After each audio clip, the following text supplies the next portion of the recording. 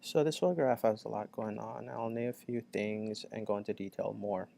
As you know, taking a photograph is not just pushing a button. You have to take in account composition slash framing, time, subject matter, and visual appeal.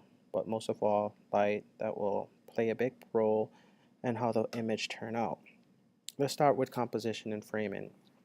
As you can see, with has a large depth of field. You can basically see from the foreground all the way to the background as well. And everything from the foreground to the background is fairly sharp. And to me, the photograph had a aperture somewhere around f64. This way you could tell pretty much where you could get all the details. This was also a passive frame. You could definitely see the mountains there. It's not still, nothing is cut off, so it wouldn't show me that it would be an active frame.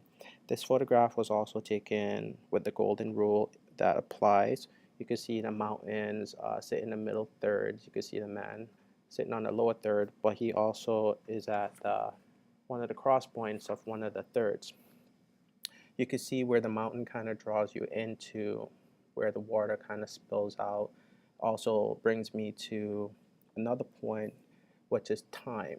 You could see the time where this photograph was taken would have been somewhere between 11 or 2.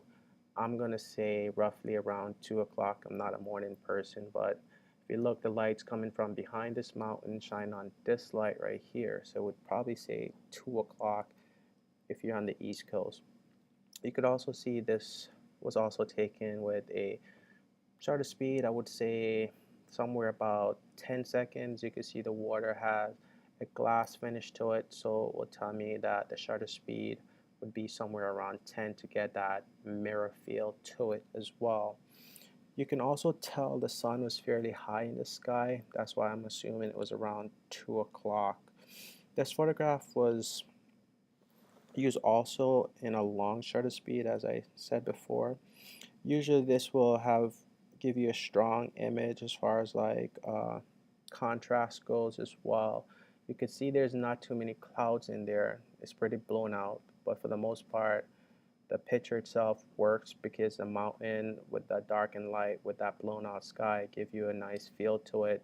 With a large depth of field going from foreground to background, you can also see that it was well thought of as well. Overall, just looking at this image, I don't know what tone you would want to call it. It mean that it's old. I don't know if it was a large format, medium format, but either way, it's a pretty solid image.